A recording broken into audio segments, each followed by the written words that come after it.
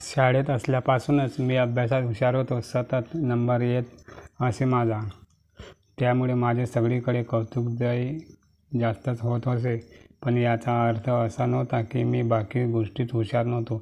मी सगळ्यातच पुढे होतो. दिसायला पण मी तितकाच चांगला होतो. उंच, सावळा रंग, खेळात तरबेज आणि सतत पुढे पुढे असायची सवय यामुळे सगळ्यांच्या मनात लगेचच घर करत असे. त्यामुळे कदाचित वर्गातील खूप मुली माझ्या मागे लागलेल्या असायच्या. पण मी मात्र कोणाला भीक घालत नव्हतो. असे करत करतच माझे कॉलेजचे जीवन चालू होते. घरची परिस्थिती काही फार चांगली नव्हती. त्यामुळे आर्थिक ओढाताण होत होतीच. त्यातून काही तरी मार्ग काढणे आवश्यक होते. खूप विचार केला मी यावर.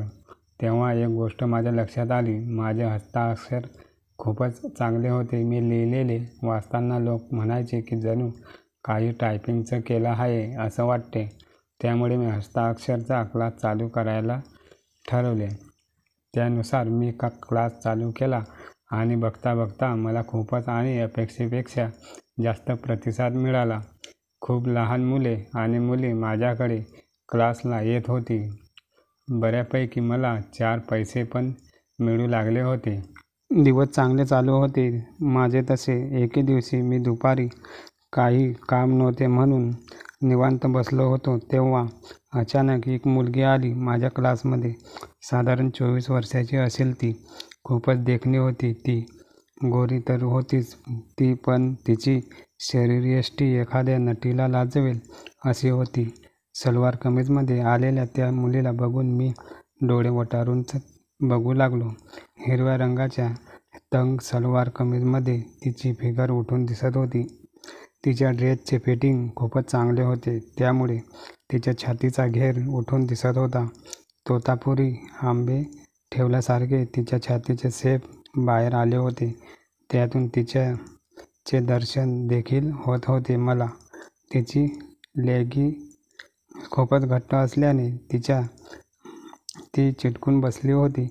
त्यामुळे तिला बघताच क्षणी माझी वासना जागी झाली. तुम्हीच संतोष का? तिने मला विचारले. तिच्या छातीकडे नजर हळूच रोखत मी म्हणालो, होय. बोला, काय काम होते? नमस्कार, माझे नाव रेखा आहे.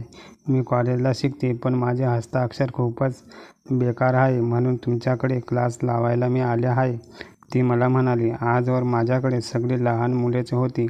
ही पहिली मोठी विद्यार्थी होणार होती माझी. त्यामुळे मी थोडा गोंधळला तर होतोच, पण त्यापेक्षा जास्त उत्सुक होतो. कारण रेखा सारखा माल माझ्याकडे शिकायला येणार म्हणजे माझी चैनीच होती ना. मी तिला सगळी माहिती दिली. त्यावर ती म्हणाली, संतोष, माझी एक अडचण आहे. माझे घर इथून थोडे लांब आहे. त्यामुळे मला रोज इथे येता येणार नाही. तुम्हाला मला माझ्या घरी येऊन शिकवावे लागेल. तुमची जी फी असेल ती मी देईन. प्लीज. मी होकार दिला आणि तिच्या घरी येऊन शिकवण्याचे आश्वासन दिले. मी तिच्या घरी जाऊन तिला शिकवायला चालू केले देखील.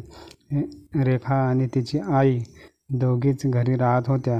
त्यातच तिची आई जॉबला असल्याने बाहेरच असायची. सुरुवातीस ती माझी ओळख होईपर्यंत थांबली होती, पण नंतर मात्र घरी मी आणि रेखा दोघेच असत असू. रेखा दिसायला जितकी आयटम होती त्याच्यापेक्षा जास्त बुद्धीने मठ होती. तिला काही केल्या गोष्टी समजत नव्हत्या. त्यामुळे तिला खूप वेळा समजावून सांगून देखील तिच्या हस्ताक्षरात काही फरक पडला नव्हता. मी फक्त तिच्या शरीराकडे बघून तिला सहन करत होतो.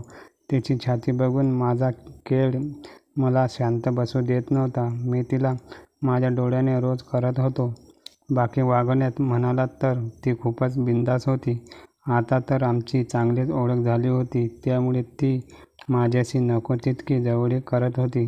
त्यातच घरी आम्ही दोघेच असत असल्याने काही विचारायची सोय नव्हती. जाता येता चिमटा काढणे, केस ओढणे, चपटी मारणे असे प्रकार आमच्यात केव्हाच चालू झाले होते. त्या दिवशी मी नेहमीच प्रेमाने शिकवताना तिला म्हणालो, रेखा, मुळात तुला